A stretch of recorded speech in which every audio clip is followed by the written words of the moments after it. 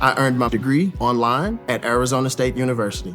I chose to get my degree at ASU because I knew that I'd get a quality education, they were recognized for excellence, and that I would be prepared for the workforce upon graduating.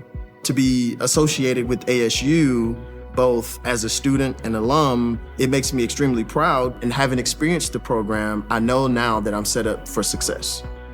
Learn more at asuonline.asu.edu. All right, everybody, welcome back to another deep dive. Today we're going to be taking a look at severe weather alerts. Okay. And, this is something that I think a lot of people think they have a pretty good grasp on. Yeah. But I think when we start to kind of peel back the layers here, Right. there's some really interesting stuff to look at.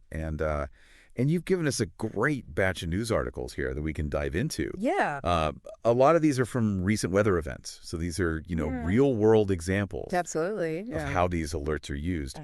And one thing that I noticed is that there are a lot of searches for tornado warnings. Yeah. Specifically. Yeah. And a lot of these seem to be concentrated in the Southeast, like Raleigh, North Carolina, Columbia, South Carolina. Yeah. Yeah, it's definitely a hot topic, and it's especially this time of year, right. As we're sort of heading into that spring severe weather season. Right. And yeah, there's a lot of nuance to this. Yeah. So maybe you should start with the basics here for people who, maybe aren't totally familiar. Like, what's the difference between a watch and a warning? Yeah, so I think the most basic way to think about it is that a watch means that the conditions are there for severe weather to develop. Okay. So, think of it as like a heads up, all the ingredients in the atmosphere are in place for, say, tornadoes or severe thunderstorms to form. So it's not necessarily a guarantee, but it's more of a like, hey, right, pay attention. Exactly. Yeah, keep an eye on the sky. Things could get interesting. Right. And then a warning, on the other hand, is when. It's actually happening. Right. A warning means that severe weather is happening now or is imminent. Got it. So that means, a tornado has been sighted or radar is indicating a severe thunderstorm. That's the time to take action. Okay, so watch is like a yellow light, warning is like a red light. Exactly. Yeah. I like that analogy. All right, so we've got watches and warnings, but then we also have different types of watches and warnings, right? Yeah, that's right. So, we've got tornado watches, tornado warnings.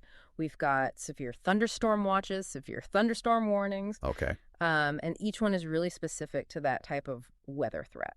And so speaking of specific threats, we're seeing all of these news searches about tornado warnings in like Raleigh, North Carolina. Right. Tornado warning, Columbia, South Carolina. What does that tell us about how these alerts? Yeah, I think it shows you that these warnings are really localized. It's not like there's a tornado warning for the whole state of North Carolina or the whole state of South Carolina. Right. They're very tailored to specific areas where a threat is imminent. So just because you see a tornado warning for your county doesn't mean that the whole state's under a warning. Exactly. Yeah, it's really important to pay attention to the specific location that's mentioned in that warning. Okay, so we've talked about the different types of alerts. Yeah. But I'm curious about, like how these things are issued in the first place. Yeah. Like what kind of technology goes into determining whether a watch or a warning needs to be sent out? Yeah. So, the big one is Doppler radar. Okay. That's a really key tool for meteorologists. It allows them to see the formation and movement of storms. They can even detect rotation within clouds that might indicate a tornado. And they're also measuring things like wind shear, which is, a change in wind speed or direction with height. So it's not just like somebody looking out the window and, making a judgment call. No, there's a lot of science behind it. Right. And all of those ingredients that we were talking about for those, favorable conditions. Right. So those favorable conditions include things like atmospheric instability, high humidity, and then some kind of trigger mechanism like a front moving through the area. Okay. So it's a complex recipe, and meteorologists are using, pretty sophisticated models to analyze all of these different factors. Wow. So it's a lot more than meets the eye. It is, yeah. But, with all this technology, I think we have to acknowledge there are some limitations. Oh, absolutely. I've definitely heard of false alarms, and sometimes it seems like a tornado can just pop up out of nowhere. Yeah. And, predicting the exact path and intensity of a tornado is incredibly difficult. Right. And yeah, false alarms do happen. Unfortunately, that can sometimes lead to, people becoming complacent. Right. And so why does all of this matter for our listener out there? What does this all mean for them? Well, I mean, understanding the difference between a watch and a warning can literally save your life. Right. If there's a tornado watch, you have some time to prepare. You can bring in outdoor furniture. You can charge your devices, figure out where your safe place is going to be. But if there's a warning, you need to take action immediately. Every second counts. Right. And knowing where to get that information is also really important. Oh, absolutely. Yeah. I think local news sources, Mhm. like WRL down in Raleigh, Yeah.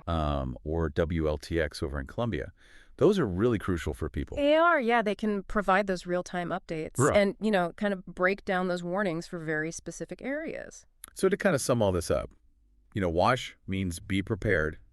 Warning means take action. Exactly. And, it sounds simple enough, but as we've seen, there's a lot that goes into this. There is, yeah. And, even with all the advancements in forecasting, Mother Nature can still surprise us. Right. The best way to stay safe is to stay informed and be prepared. Great advice. And, for even more information, I'd encourage you to check out the Storm Prediction Center's website. SBC? The SPC, yeah, they've got tons of resources on severe weather preparedness. All right, fantastic. Well, that's going to do it for this deep dive. Thanks for listening, everybody. We'll catch you next time. Today is your lucky day. Today is the day that our $3 website works for you, paying you directly to your PayPal daily. Imagine $3 ongoing continuous payments to your PayPal account. Imagine falling asleep and waking up to $300 in your PayPal account.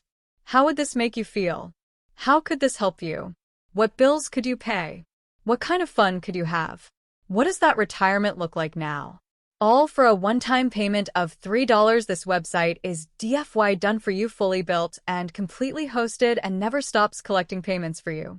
You have spent $3 on coffee on a regular, but that coffee won't help you create multiple streams of income. Click the link below.